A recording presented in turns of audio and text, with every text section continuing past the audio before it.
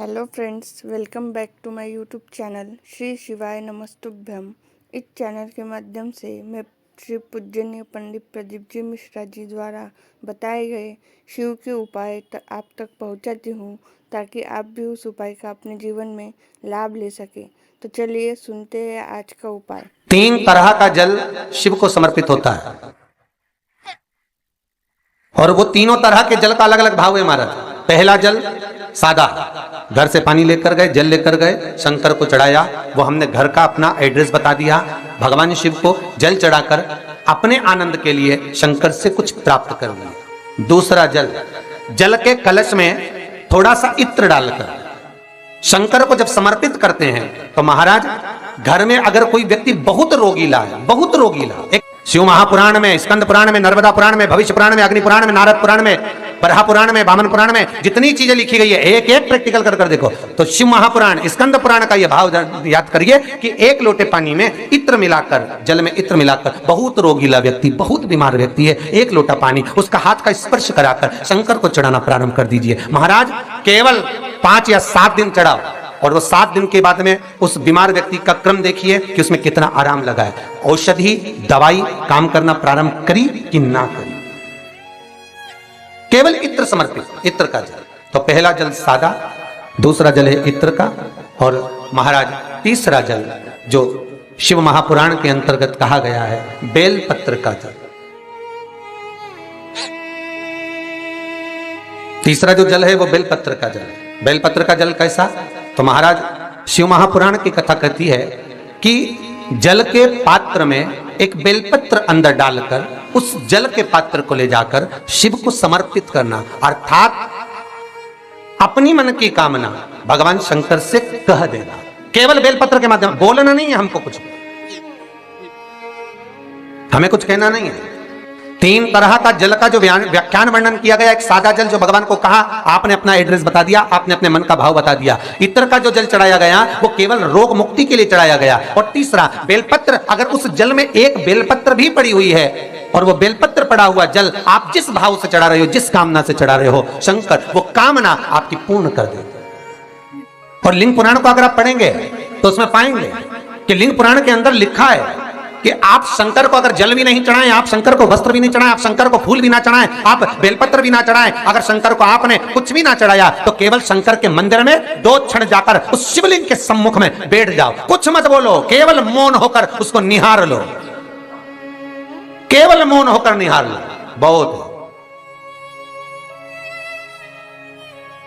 बहुत जो हनुमान जी महाराज को 3 तरह की माला समर्पित होती है, एक आंकड़े के पत्ते की, दूसरी बेलपत्र के पत्ते की, तीसरी पीपल के पत्ते की।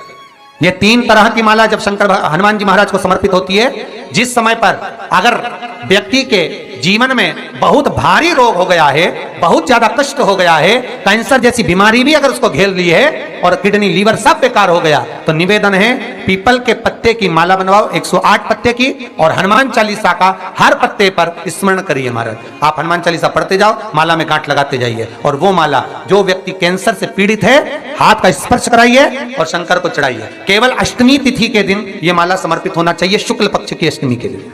आप 2 या 3 अष्टमी को कर देखिए, अपने आप दवाई लगना प्रारंभ होगी, कैंसर जैसा रोग भी धीरे धीरे समाप्ति पर आएगा। महाराज पर करना शुक्ल पक्ष की अष्टमी को। महाराज कोई बच्चा एग्जाम में बैठ रहा है, सीए की पढ़ाई कर रहा है, कोई बहुत बड़े एग्जाम में बैठा, पास हो ही नहीं रहा, बहुत हार गया, बेलपत्र की माला चढ़ाई। पर बेलपत्र की जो माला है वो केवल प्रदोष पर चढ़ती है श्री हनुमान जी महाराज। आप बेलपत्र की माला चढ़ाओ, 108 बेलपत्र, आप श्री शिवाय नमस्तुभ्यम मंत्र का जाप कर गांठ लगाकर भगवान श्री हनुमान जी महाराज के सामने पहुंचकर माला को सीधी रखकर, जो व्यक्ति एग्जाम में बैठ रहा है, नौकरी के लिए, अन्य पढ़ाई के लिए, अगर कंपटीशन एग्जाम में भी बैठ रहा है, तो माला को हनुमान जी महाराज, और हनुमान जी कौन से होना चाहिए? पूर्वमुखी। हनुमान दक्षिण मुखी नहीं चाहिए, पूर्व में जिन हनुमान जी का मुख हो वो माला ऐसी समर्पित कर हनुमान चालीसा का पाठ कर 3 बार स्मरण कर माला श्री हनुमान जी को पहना दीजिए। ऐसा कोई एग्जाम नहीं जिसमें से आप निकल ना पाए महाराज, पर करना आपको पड़ेगा। प्रदोष का दिन होना चाहिए, प्रदोष के दिन भगवान, और प्रयास जहां तक हो सके प्रदोष काल में अगर चढ़ाएंगे तो ज्यादा फलदायी रहेगा, प्रदोष काल में। तीसरी है आंकड़े की माला। महाराज, आंकड़े के पत्ते की जो माला होती है, ये माला कार्य की सिद्धि के लिए होती है। इसमें एक एक आंकड़े के पत्ते पर सीताराम लिखा जाता है। मात्र एक पत्ता ऐसा होता है जिस पत्ते पर सीताराम नहीं लिखा जाता। 108 पत्ते में से एक पत्ता, बस उस पत्ते को हथेली में रखकर उल्टा हाथ आपको रखना है और अपनी कामना कर कर उस पत्ते को बांध देना है। ये जरूरी नहीं है कि 25 के बाद बांधो, 50 के बाद बांधो या 100 के बाद बांधो, आपकी मर्जी पड़े। उस खाली पत्ते को कहीं पर भी बांध दीजिए और उस माला को अपनी कामना कर कर श्री हनुमान जी महाराज को समर्पित कर दीजिए। महाराज, इसके लिए कोई तिथि, कोई दिन, कोई वार निश्चित नहीं है। बस ये माला जब हनुमान जी को चढ़ जाए तब एक घी का और एक तेल का दिया हनुमान जी के सम्मुख में लंबी बाती का लगा देना है। महाराज, एक घी का एक तेल, और अपनी कामना कर कर आप आ जाइए। आपकी वो कामना 2.5 महीना या 3 महीना, इससे ज्यादा नहीं जाएगा, वो कामना बाबा पूरी करेगा। क्योंकि शिव और हनुमान ये सब एक ही स्वरूप है।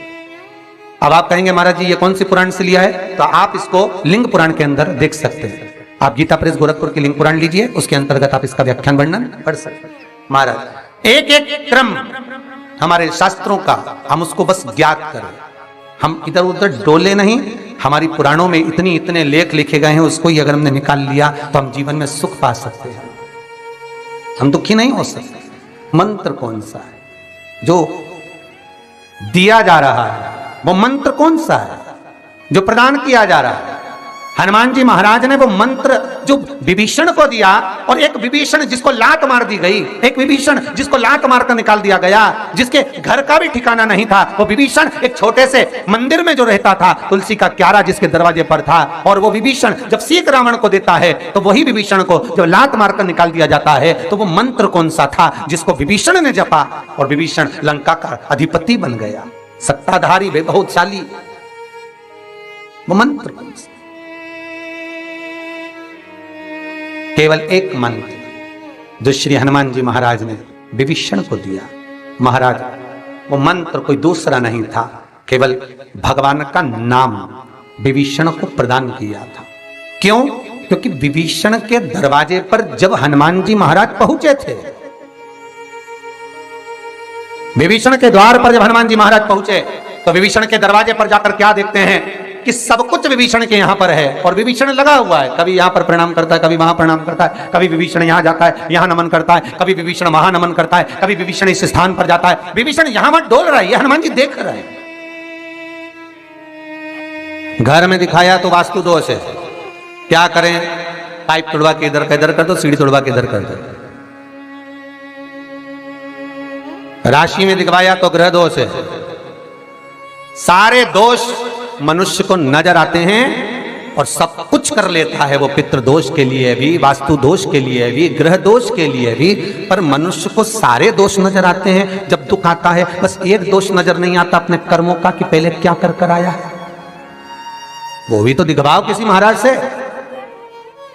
महाराज जी बोल देंगे पितृ दोष है, महाराज जी कह देंगे वास्तु दोष है, महाराज जी कह देंगे ग्रह दोष है, महाराज जी कह देंगे ये दोष है, पर महाराज से एक दोष अपने को अपना छाटना है कि मेरे कर्म का दोष कौन सा है। मैंने पत्रिका दिखवाई, महाराज जी ने कहा वो भी करा, मैंने ये उन्होंने बताया वो भी करा, मैंने ये व्रत करा, मैंने वो उपास करा। अपने कर्म का दोष भी तो देखो कि दोष कौन सा है। दरवाजे भी बदल दिए, सीढ़ियां भी बदल दी, वास्तु शास्त्र वाले को बुलाकर घर भी बदल दिया, 50 बार मकान भी बदल दिया, सारे दोष हमने देखे, पर भीतर का दोष नहीं देख पाए कि हमारे कर्म का दोष क्या है। जो पूर्व में कर कर आए हो वो कर्म का भोग मनुष्य के शरीर में भोगना पड़ेगा, और मनुष्य के शरीर मिलता ही काय के लिए है? एक भगवान का भजन करो और दूसरा कर्म का भोग भोगो, इसके सिवाय है ही क्या?